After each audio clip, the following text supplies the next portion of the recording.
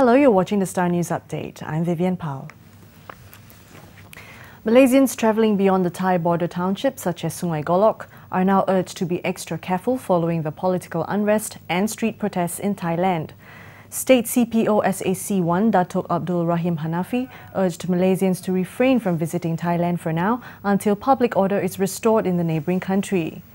On Tuesday, Thai Prime Minister Samak Sundaravej declared a state of emergency in the capital and ordered Royal Thai Army Chief General Anupong Paujinda to take control of security following days of clashes between an organisation called the People's Alliance for Democracy and the police. The Star Multimedia spoke to Philip Golingai, editor of the Asia News Network based in Bangkok, for updates there. Okay, so how's the situation now in Thailand?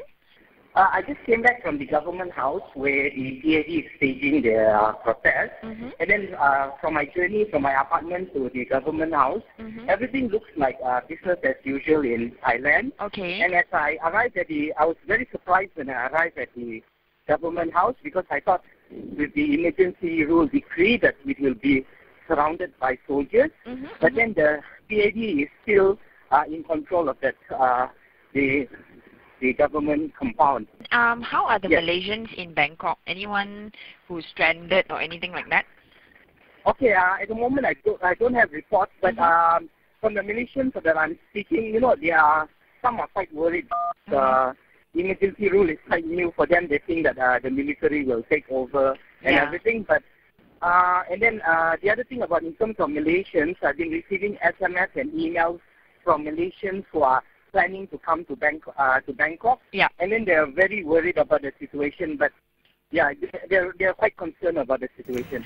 Kelantan Menteri Besar Datuk Nik Abdul Aziz Nikmat said the state government was in favour of the proposal to declare September 16, the date of Malaysia's formation, a public holiday. He said the suggestion should be accepted and implemented by all the Pakatan Rakyat states, which are Kelantan, Perak, Kedah, Selangor and Penang.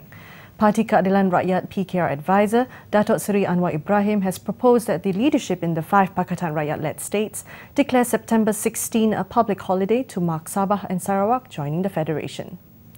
On Monday, Penang Chief Minister Lim Guan Eng said he would consider declaring the holiday, but from next year.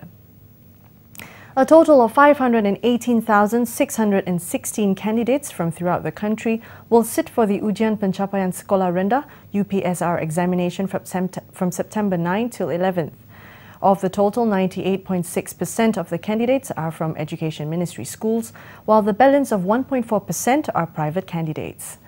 Candidates are reminded to bring their authorization passes for each day of the examination. PKR de facto leader Datuk Seri Anwar Ibrahim plans to introduce a better budget following Pakatan Rakyat's September 16 takeover plan. Anwar, who unveiled PKR's 2009 budget and economic policy today, says he will review the government's budget 2009 and present one that promoted economic growth, equal wealth distribution, lower taxes and an open tender for government's contracts. The country has to win. The country has to be competitive. The best companies, Malays, Chinese, Indians, must be given recognition. But then, affirmative action has to affirmative policies must continue. Among measures he outlined was ways to stimulate local and foreign investment, reduce the 4.8% deficit of the gross domestic product, reduce fuel prices, and give tax rebates as a business incentive. Others include curbing public expenditure on mega projects and reforming the system of awarding approved permits.